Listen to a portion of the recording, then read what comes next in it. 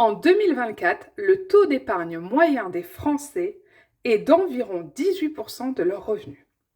Et pourtant, on parle d'une moyenne, car nombreux sont ceux qui, malgré un revenu confortable, cessent toute épargne et dépensent l'intégralité de leur salaire sans filet de sécurité. Bienvenue dans une nouvelle vidéo astuces simples et pratiques. Aujourd'hui, on va aborder un sujet délicat mais essentiel, votre niveau de vie. Comprendre comment vivre en dessous de ses moyens peut sembler de prime abord frustrant, mais est finalement la clé de la liberté financière à long terme. Si ce sujet vous touche de trop près, n'hésitez pas à explorer d'autres vidéos de la chaîne. Il est normal que ce sujet soit un peu délicat, donc n'hésitez pas, il y aura d'autres sujets qui pourront vous inspirer et qui seront peut-être moins difficiles pour vous à regarder. D'ailleurs, si vous ne souhaitez ne rien manquer des prochains thèmes, abonnez-vous et activez la petite cloche. Qu'est-ce que vivre au-dessus de ses moyens finalement? Cela signifie dépenser, sciemment ou non, plus que ce que l'on gagne, que ça soit ponctuel ou régulier. Donc on va plutôt dire que ce soit tous les mois ou finalement sur une moyenne annuelle avec des mois où on épargne et d'autres mois où on vient replocher toute cette épargne. Ce décalage, le fait d'avoir plus de dépenses que de revenus, même léger finalement, peut entraîner un glissement progressif malheureusement vers l'endettement, surtout si ça dure, que les revenus ne sont pas stables, ce qui peut arriver, et que les objectifs financiers, achats, vacances, etc., ne sont pas pris en compte au fur et à mesure. Pourquoi est-ce risqué finalement de vivre au-dessus de ses moyens? Le principal danger, on l'a vu, c'est la vulnérabilité financière. Une dépense imprévue, un accident de santé, un imprévu familial. Malheureusement, ça peut arriver et on y est tous confrontés. Et tu peux rapidement te sentir submergé ou pire, incapable d'y faire face. Même si une situation semble gérable de prime abord, elle peut le devenir moins si elle s'éternise dans le temps. Si tu te retrouves dans cette situation, et notamment j'ai déjà abordé la question de la gestion du budget par le système des enveloppes ou par les solutions anti-découvert, je t'invite à aller consulter cette vidéo. On va plutôt aujourd'hui parler de 10 nouvelles astuces concrètes pour ne pas vivre au-dessus des moyens, voire pour réduire son train de vie. Car vivre en dessous de ses moyens, c'est pas forcément évident, mais c'est pas forcément non plus se priver. C'est parfois optimiser son train de vue de façon à ce qu'on soit derrière plus serein en cas d'imprévu, d'être libre aussi, alors là c'est à plus long terme, mais d'être libre de changer d'emploi ou de carrière, d'être en phase avec ses envies, car c'est fréquent malheureusement de vivre au-dessus de ses moyens, ou en tout cas de le faire pour les autres.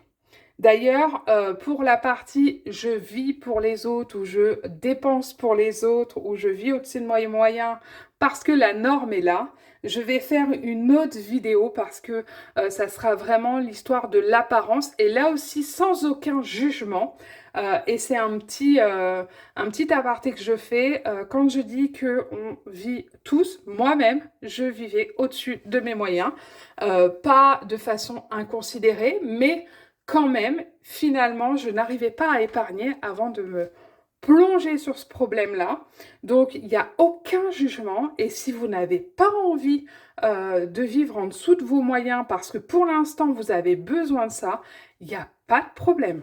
Il n'y a pas de souci. Moi, je donne les astuces uniquement pour ceux qui ont envie, en fait, de vivre en dessous de ces moyens, de commencer à faire de l'épargne pour des projets. Mais ne vous frustrez pas, ce n'est pas le but de cette vidéo. On va passer sur les astuces simples et pratiques et vous allez voir que finalement, vous en connaissez déjà une partie et qu'il y en a d'autres que vous allez pouvoir mettre en application assez rapidement. La première, c'est de se poser la question, alors je vais le faire dans l'autre sens, hop. Posez-vous la question, est-ce vraiment nécessaire?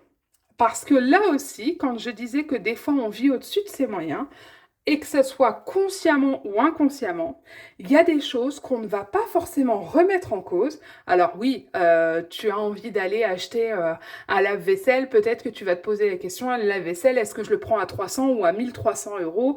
Ça, je pense que tu n'avais pas besoin de la vidéo pour le savoir.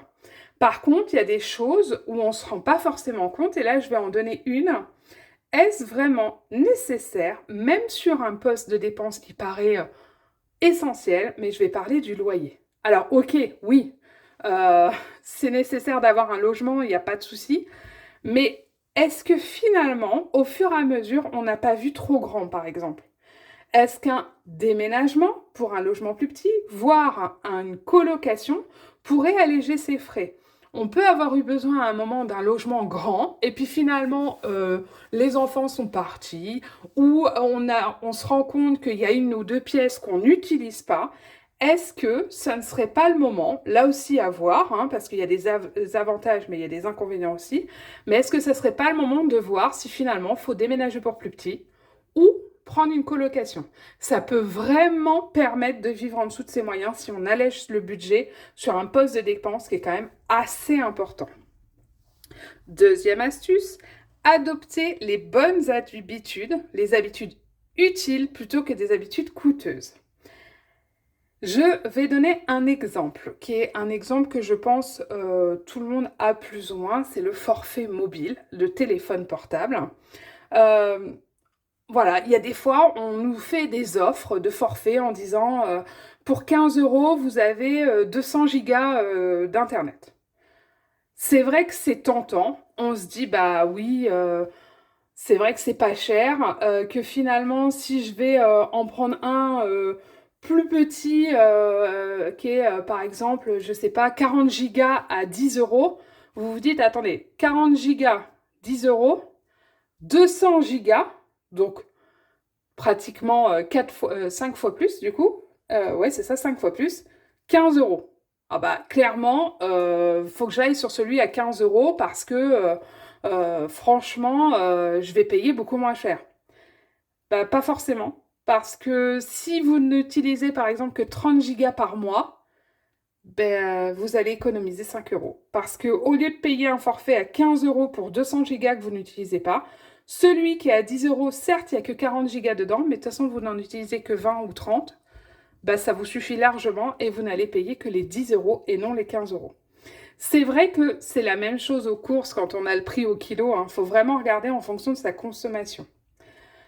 Je vais vous donner d'autres exemples, mais dans les bonnes habitudes à prendre par rapport aux habitudes coûteuses et qui pourraient permettre, qui pourraient paraître comme ça assez sympa, c'est de se demander est-ce que j'ai besoin de l'extension de garantie quand j'achète quelque chose ou est-ce que finalement, moi c'est mon cas, ma carte bleue, si je paye avec, eh ben, elle va faire l'extension de garantie toute seule.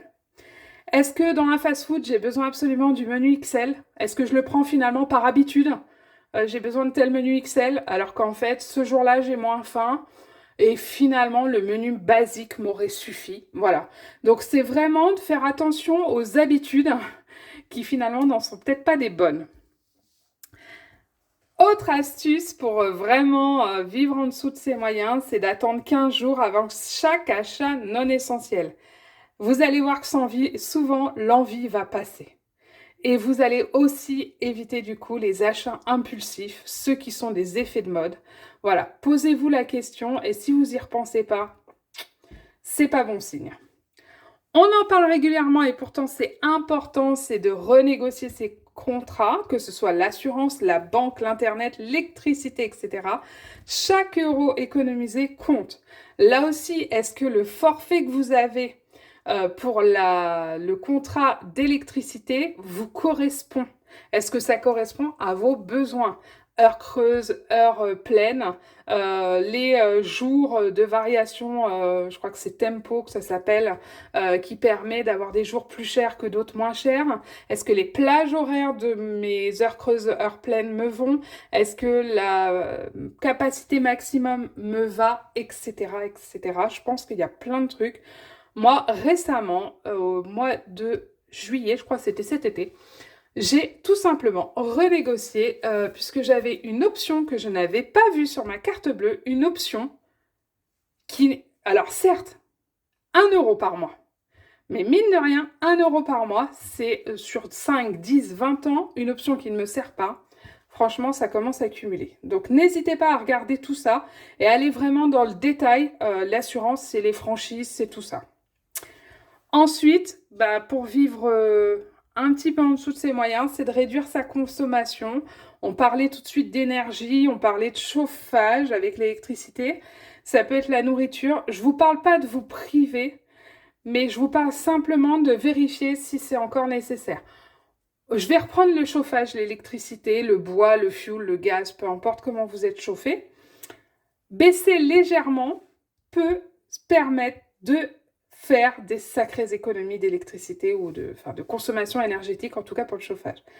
Attention, si vous êtes malade, que vous êtes chez vous, que vous êtes âgé, que vous avez des problèmes qui nécessitent d'avoir du chauffage, bien entendu, ou une activité professionnelle à domicile, bien entendu. Mais moi, personnellement, c'est pas mon cas, j'ai cette chance-là. Et du coup, je suis passée d'un 20, 19, 18 et aujourd'hui je suis à 17. J'ai pas l'intention de descendre beaucoup plus bas, mais 17, 18 me suffit largement. On s'habitue, hein, on reste dans les bonnes habitudes qui en sont finalement des coûteuses. On s'habitue à la température et finalement on s'habitue aussi dans l'autre sens. Attention, là aussi le but c'est pas de se mettre en difficulté avec de la moisissure, avec du mal-être, etc. Réduisez juste en fonction de ce que vous avez besoin. La nourriture c'est pareil, est-ce que vous avez besoin tout le temps de marque ou pas? Ça c'est à vous de juger, il n'y a pas de souci. Réduire son train de vie, c'est aussi l'augmenter éventuellement, augmenter ses revenus, parce que à défaut de baisser ses dépenses, c'est peut-être aussi d'augmenter ses revenus. Là, j'en ai parlé déjà à plusieurs reprises dans d'autres vidéos. C'est tout ce qui va être les ventes d'objets d'occasion, les petits boulots, les services à domicile. Voilà, tout ce qui finalement peut vous apporter, hein, chaque euro supplémentaire aide là aussi. Dans les astuces, c'est miser sur le partage, bibliothèque municipale, covoiturage, outils partagés pour réduire, voire supprimer certaines dépenses, clairement. Donc, faut pas hésiter, c'est fait aussi pour ça. De façon à vivre en dessous de ses moyens, ça c'est quelque chose de très important pour moi aussi et qui m'a vraiment aidé, c'est d'épargner dès que vous avez un revenu exceptionnel. Je m'explique. Quand je parle de vivre au-dessus de ses moyens, c'est parce que des fois, on adapte ses moyens au fur et à mesure, par exemple, de sa carrière. Je vais prendre un exemple.